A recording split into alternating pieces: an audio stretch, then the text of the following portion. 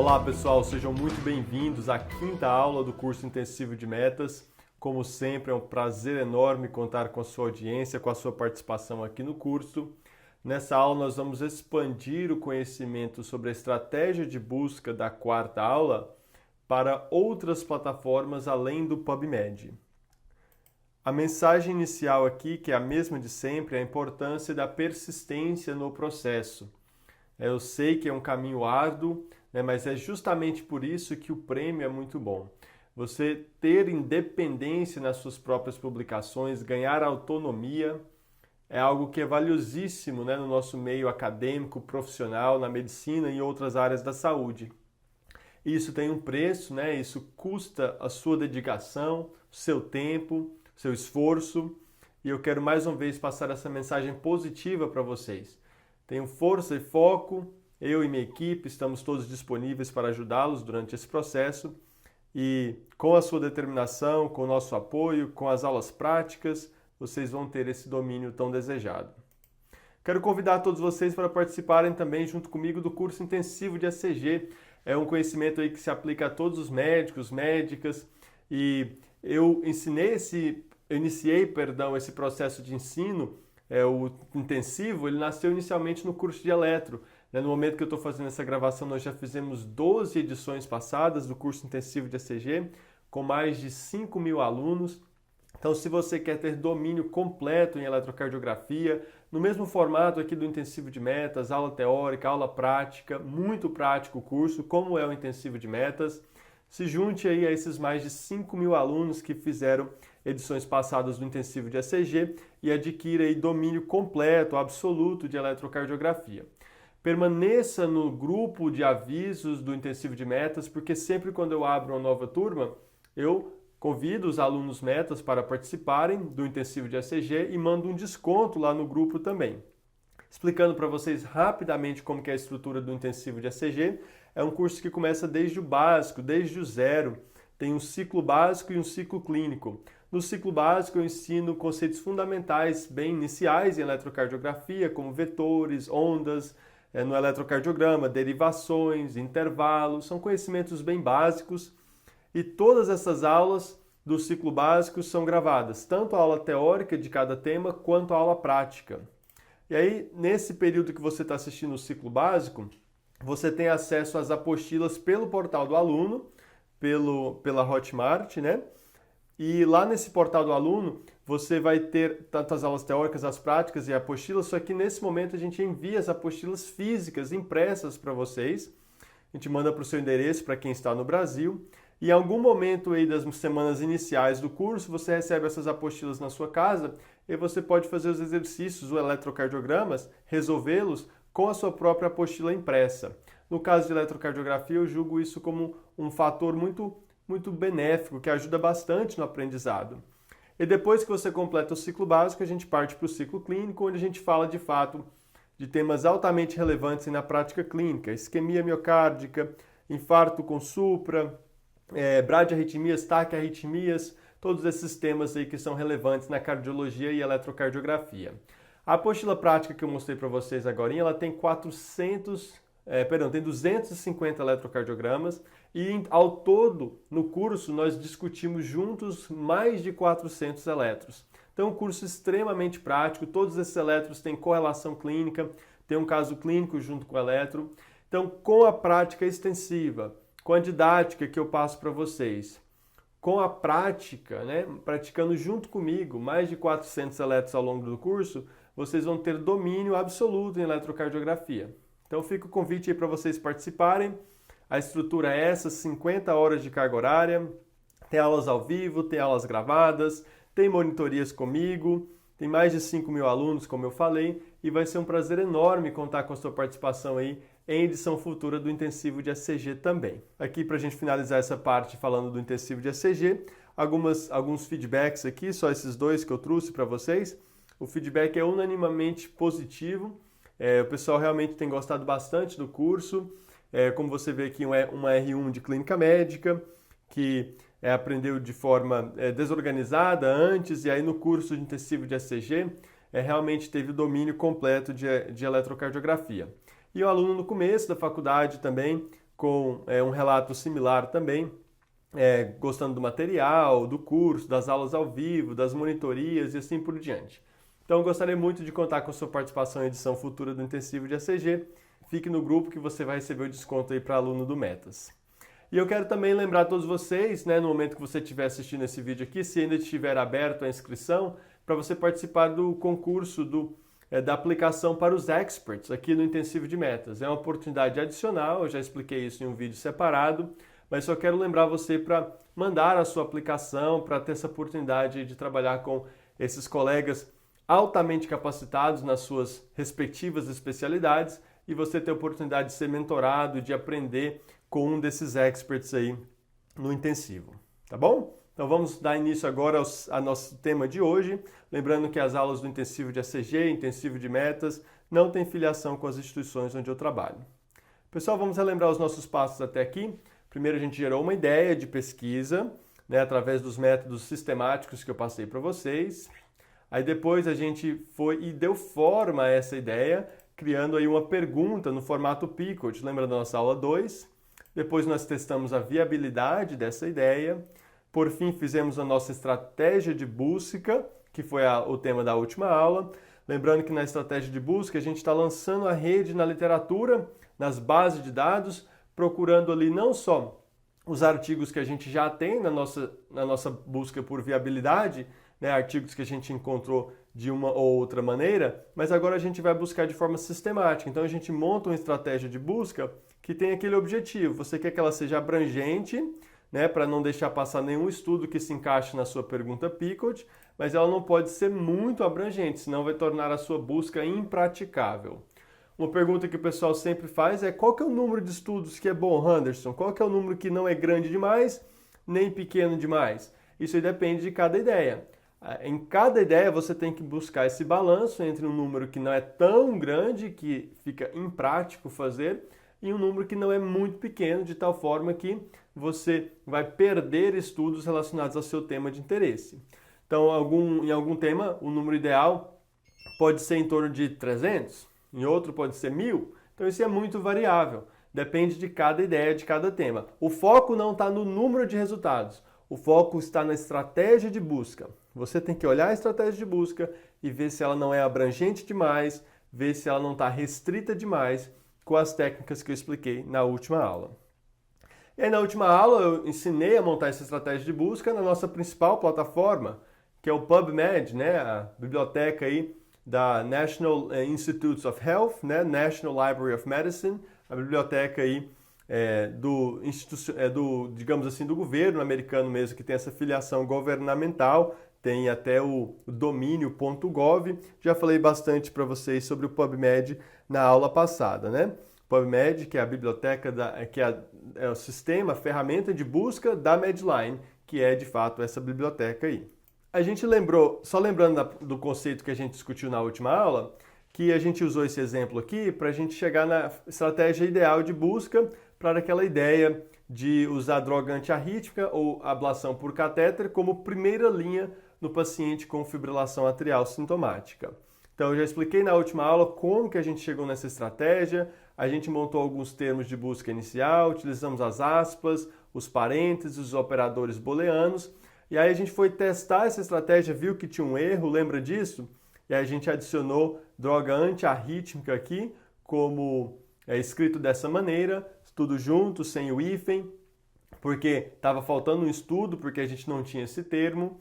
E aí a gente também no final viu que a estratégia estava muito ampla, no PubMed estava tendo muitos resultados, e a gente foi um pouco mais seleto e colocou aqui esse termo adicional para descrever a população. Então isso aqui é só recapitulando o conceito da última aula.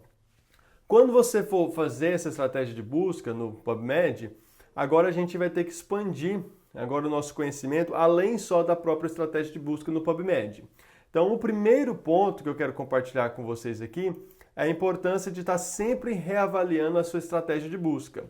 À medida que você for encontrando novos artigos, que você não tinha eles ainda na sua busca por viabilidade, à medida que você for encontrando artigos que se encaixam no seu perfil, e a gente vai falar mais sobre isso nas próximas aulas, você vai estar sempre avaliando a sua estratégia.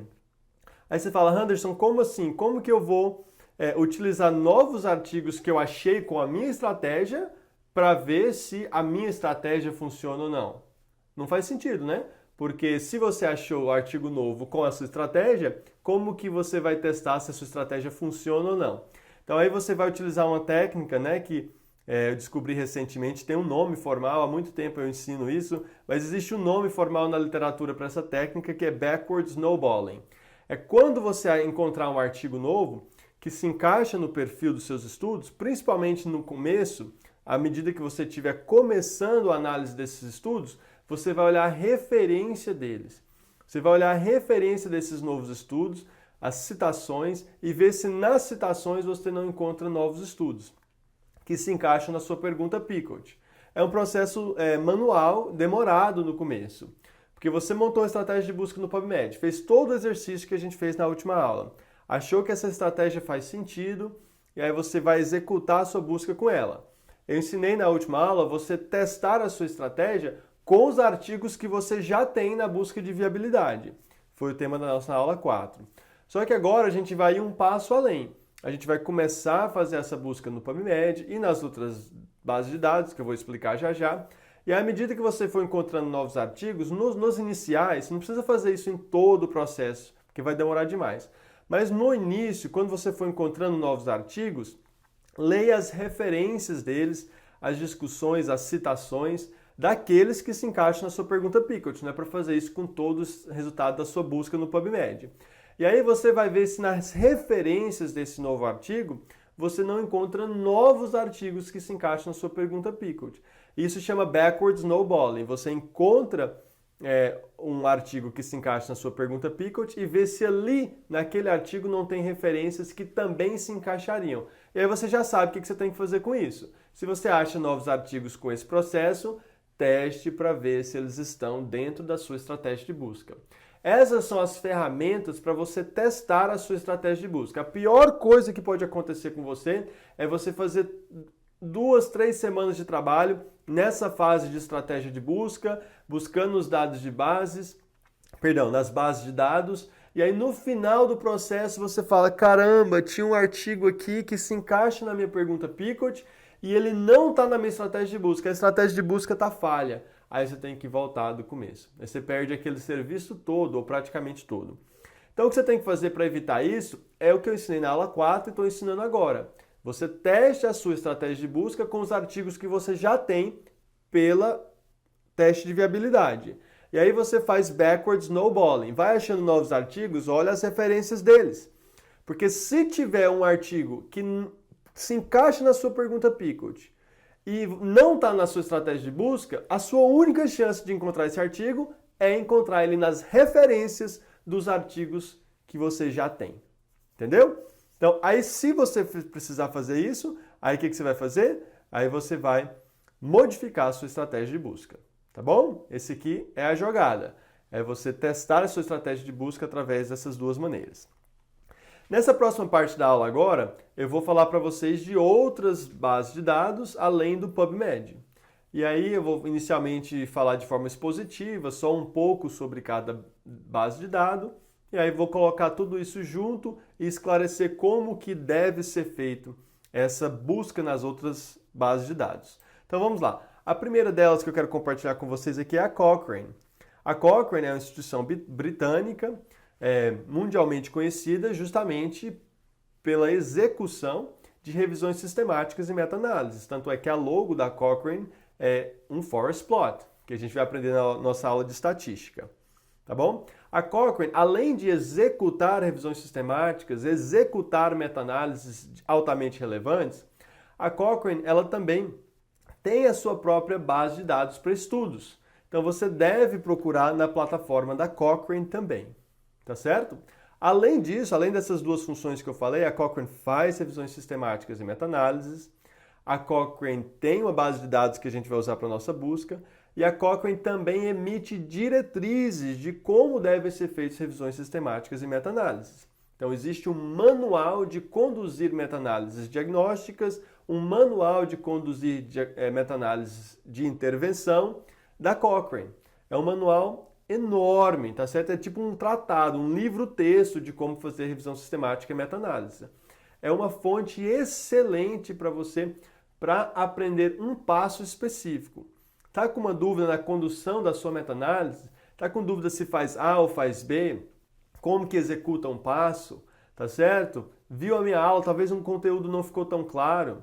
Talvez você está executando e encontrou alguma barreira. Vai no manual da Cochrane e leia sobre aquele tema específico. Aí você vai ter ali uma fonte muito grande, muito completa, digamos assim, de como resolver aquele problema de seu interesse, tá bom? Eu acho que não seria prático aprender a fazer todo o processo lendo todo o manual, porque aí fica muito teórico, sem prática e também fica muito longo, porque realmente é um material extensivo.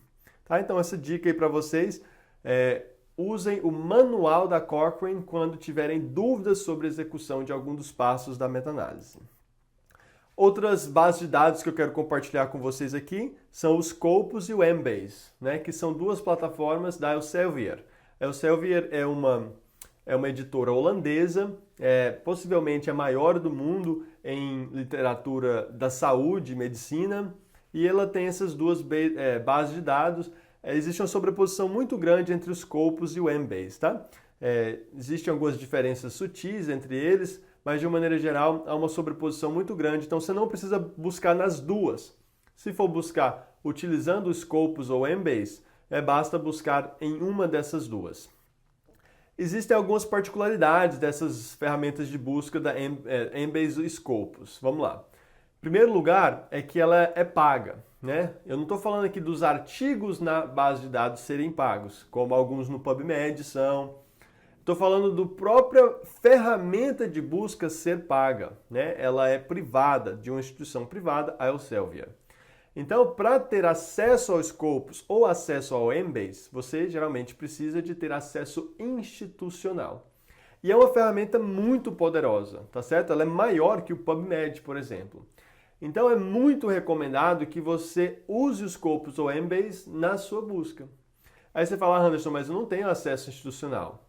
É uma limitação. Nesse caso, você pode contornar essa limitação através de alguém, um colaborador no grupo que tenha de fato esse acesso institucional. Por isso a importância de se conectar em grupos aí, tá bom? Então, Scopus ou Embase, sempre recomendado ter um desses dois aí na sua estratégia de busca. Uma outra vantagem dos Scopus ou Embase é que eles trazem abstracts de congressos, tá certo? Então, por exemplo, no momento que eu estou fazendo essa gravação, estou me preparando aí para ir para Chicago, no American Heart Association, apresentar um abstract em um congresso lá do AHA. E esses congressos, os abstracts, eles às vezes são publicados como no suplemento de algumas revistas indexadas, como o Circulation, por exemplo, como o Journal of American College of Cardiology e assim por diante. Então, quando essa publicação é feita em um suplemento de uma revista, o PubMed não pega isso aí. Esse abstract que eu apresento não vai para o PubMed, mas ele tende a ir para essas ferramentas de busca do Scopus ou Embase. E você pode incluir na sua meta-análise um estudo que ele é só um abstract? Pode. Não tem nenhum problema, desde que ele tenha os dados que você precisa. Ele precisa ter a população de interesse, a intervenção, o controle, os desfechos, tudo que se encaixa na sua pergunta PICOT. Se tiver disponível no abstract e não foi publicado ainda, não está no PubMed, não tem nenhum problema. Então, se você achar um abstract de um congresso no Scopus ou no Embase e tem ali no abstract todos os dados que você precisa para trazer para dentro da sua meta-análise, você deve trazer para dentro da sua meta-análise, tá bom? Então, esse aí é o Scopus e o Embase. Existe outra plataforma de busca que é o Web of Science. O Web of Science é uma ferramenta de busca da Clarivate, outra instituição privada que é muito mais do que uma editora. Na verdade, eles nem são bem uma editora. É uma instituição privada que faz muitos serviços relacionados à pesquisa. Quer ver alguns exemplos? Eles, por exemplo, são donos, né, os criadores, ou pelo menos quem detém os direitos aí do EndNote. Muitos de vocês conhecem o EndNote. O EndNote é uma ferramenta muito boa para referências. A gente vai falar um pouco sobre o EndNote mais para frente. Então, o Clarivate é uma instituição privada e que é dono, ou pelo menos tem os direitos do EndNote. Quer ver uma outra coisa que o Clarivate faz? Já viu falar sobre o termo Impact Factor? Impact Factor, ou fator de impacto, ele é um número que representa o número de citações médias de cada artigo naquela revista específica nos últimos 2 anos. Então pega lá todos os artigos publicados por uma certa revista, um jornal, nos últimos 2 anos. O número médio de citações na literatura daqueles estudos nos últimos 2 anos é o impact factor. Tá? E aí você tem impact factors altíssimos na cardiologia, como 30, 40, 20. E aí você tem impact factors médios, como 5, 4, 6, e impact factors baixos, 1, 2, 3, por exemplo. Tá bom? Então, essa é só uma regra geral sobre o impacto de cada revista e de cada publicação. E aí o Web of Science é a ferramenta de busca do Clarivate.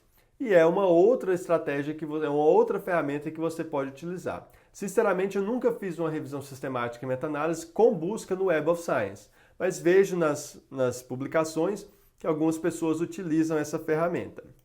Uma outra ferramenta para ser considerada é o Lilacs. O Lilacs, vocês sabem, é a ferramenta de busca, né, que é específica para a América Latina e Caribe. Então a Lilacs ela é muito limitada em termos de número de estudos comparados, por exemplo, com o PubMed, com Scopus, com o Embase, com a Cochrane até. A Lilacs você vai buscar ela quando? Eu recomendaria quando você vai publicar em uma revista brasileira ou latino-americana, especialmente quando você vai publicar sobre uma doença endêmica nessas regiões. Por exemplo, você vai publicar sobre doença de Chagas, né? Vai publicar sobre esquistossomose, algo que é bastante prevalente, talvez, nesses países latino-americanos e talvez não tanto em países europeus, norte-americanos e assim por diante.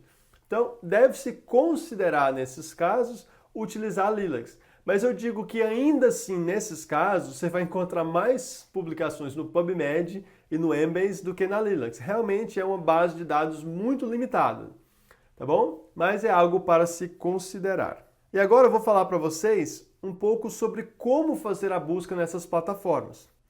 Como que você deve buscar no Embase, no Scopus, na Cochrane, no Lilacs e assim por diante. E aqui, pessoal, eu vou resgatar aquele tema que eu trouxe na aula passada, que é o publica, mas não complica. Então, a estratégia mais simples que eu posso recomendar para vocês é uma estratégia de Ctrl+C, Ctrl+V. Você determinou a estratégia de busca mais eficiente no PubMed? Use a mesma na Cochrane, use a mesma no Embase, no Scopus, onde você for utilizar as outras ferramentas de busca que você for utilizar, use a mesma estratégia de busca. O que acontece se você fizer isso? Acontece que você vai estar subaproveitando um pouco do potencial máximo dessas outras ferramentas de busca. Então, por exemplo, se um bibliotecário ouviu falar isso, vai achar que eu estou maluco, vai achar que eu estou errado, porque eu estou subaproveitando ali o potencial da Cochrane, o potencial do Embase, porque existem particularidades sim em cada uma dessas ferramentas. É um fato isso. Agora, o meu argumento para passar esse conselho para vocês não é algo absoluto, claro. A minha recomendação, o meu conselho é o seguinte: simplifica, tá certo? Você vai ganhar muito pouco em modificando a sua estratégia de busca para cada ferramenta, para cada base de dados. Existem particularidades em como se buscar nela, mas não vale a pena, na minha opinião, ir atrás dessas complexidades. Quer ver um exemplo? Olha aqui, isso aqui é a plataforma da Embase, tá bom? E a gente, pensando no exemplo da aula passada, poderíamos escrever aqui, por exemplo, ablation. Estou pensando na ablação de fibrilação atrial, que foi tema do nosso último estudo lá, né? Da nossa última aula. Se eu digitar ablation, como eu digitei aqui, o Embase vai me sugerir alguns temas. Ele vai me sugerir ablation therapy.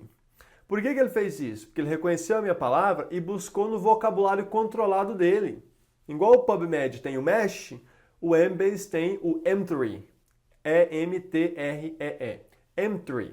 Esse M3 é o vocabulário controlado do Embase.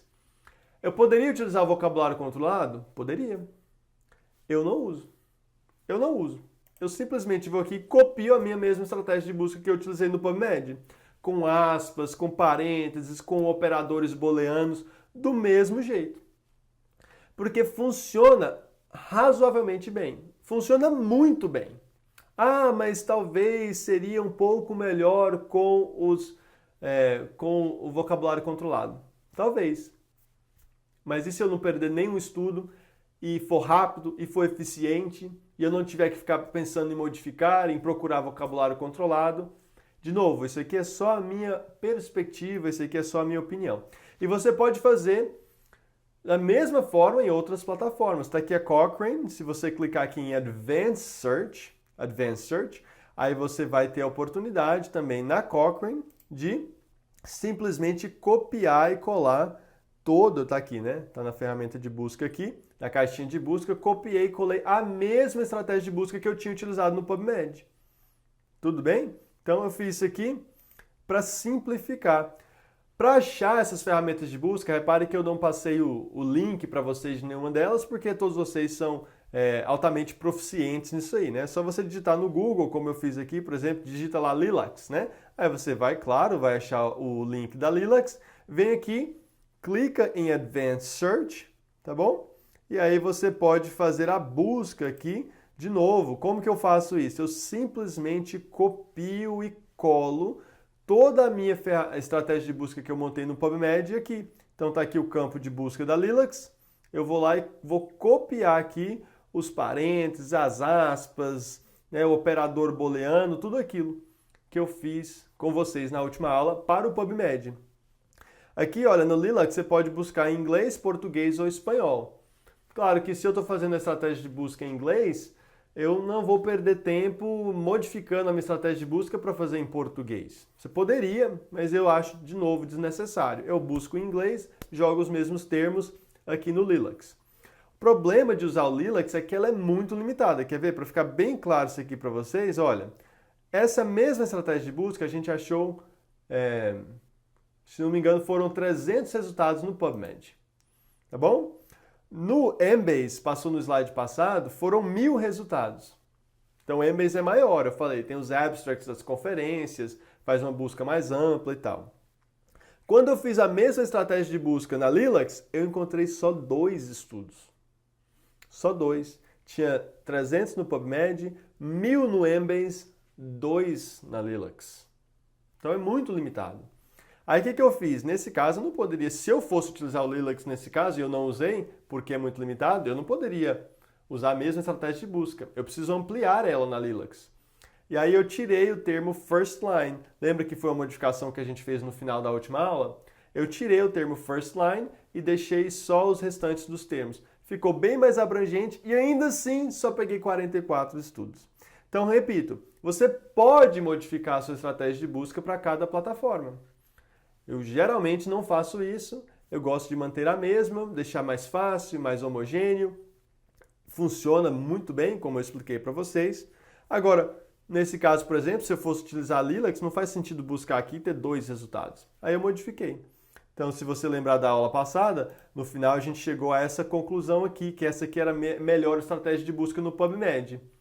Aí, nesse caso, para o Lilacs, eu fui lá e tirei essa última restrição aqui de first line, porque estava sendo muito seletivo no PubMed, no Lilacs, tá bem? Então, pessoal, eu vou continuar a gravação da aula aqui em uma segunda parte para fazer sentido de tudo isso. Na segunda parte da aula, eu vou unificar como que de fato eu utilizo tantas opções, tantas ferramentas de busca, o que eu recomendo que você faça também nas suas meta-análises, tá bom? Então, nessa primeira aula aqui, eu falei sobre backward snowballing e falei sobre as plataformas em si e como fazer a busca em cada plataforma. Agora eu vou te ensinar na sequência, de fato, como que você vai escolher as suas plataformas para fazer estratégia de busca e vamos falar de uns outros conceitos também, como registro da meta-análise. Até agora na segunda parte da nossa aula.